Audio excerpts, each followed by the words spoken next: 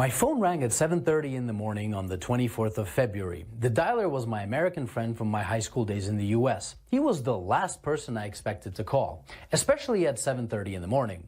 I knew immediately that the war has actually broken out. The beginning of the war did not surprise me. In fact, it's long overdue. What surprised me was the fact that he knew nothing about the suffering that the Russian Ukrainians had endured over the past 8 years. Let me get something straight. NATO promised that they wouldn't move an inch to the east. That was a lie. And now we are surrounded by an aggressive military alliance. NATO gladly bombed Yugoslavia under the pretenses of a potential genocide. Did they bomb just military installations? No. NATO destroyed schools, hospitals, bridges, cultural monuments, private businesses, and industrial plants. Did you forget about that? Did you forget about how NATO pumped money and weapons into Georgia right before Georgia bombarded Russian peacekeepers and civilians? Of course you did. Because your media doesn't want you to know. Did you forget how yet another territory was ripped away from Serbia? Do you not remember Kosovo? Did you protest then? I bet you didn't, and I bet you didn't even care. Did you forget the invasion of Libya? If you're in Europe, you can't forget. Thousands of migrants are your daily reminder of what your governments did to that country. Did you protest the illegal invasion of Syria by Turkey and the US? I bet you didn't. Do you care about Saudi Arabia starving Yemen? I bet you don't. Do you care, or did you care, about the illegal invasion of Iraq and Afghanistan under false pretenses?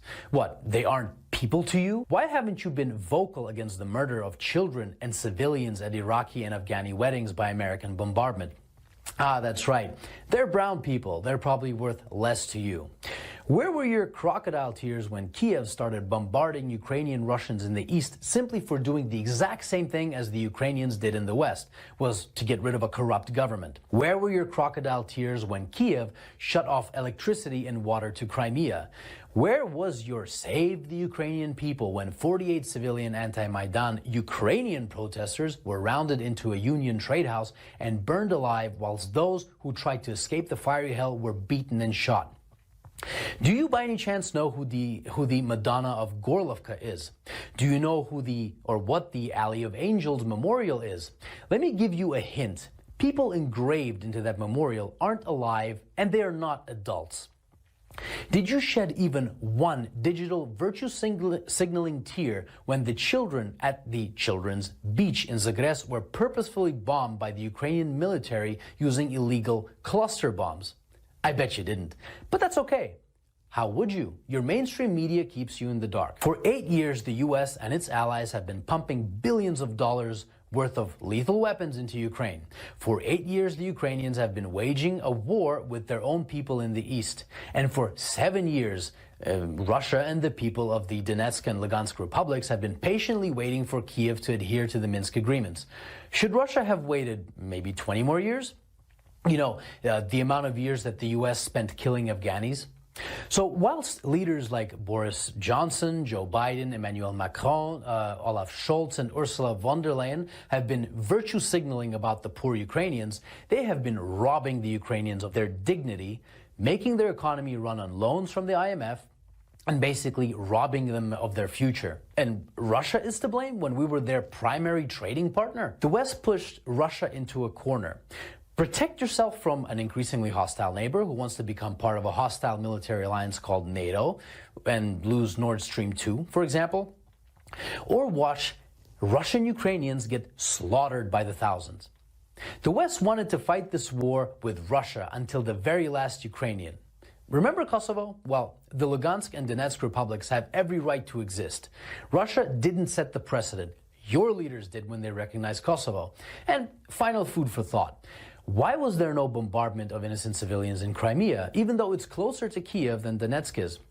I'll give you a hint. The actual Russian military was there, protecting the people. Here's another. The Ukrainian army has been fighting this invisible Russian army for 8 years now in the east, according to your mainstream media.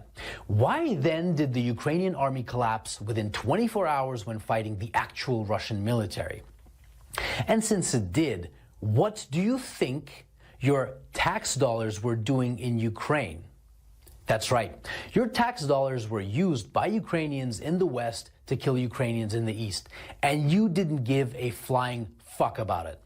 So if you haven't been following this conflict from day one and now you put the blue and yellow flag on your photo, wipe away your crocodile tears, please, and find out why your governments have been supporting those who have made a Nazi criminal, Stepan Bandera, their national war hero.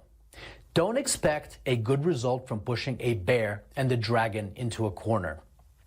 And definitely don't be surprised when that bear and that dragon begin pushing back.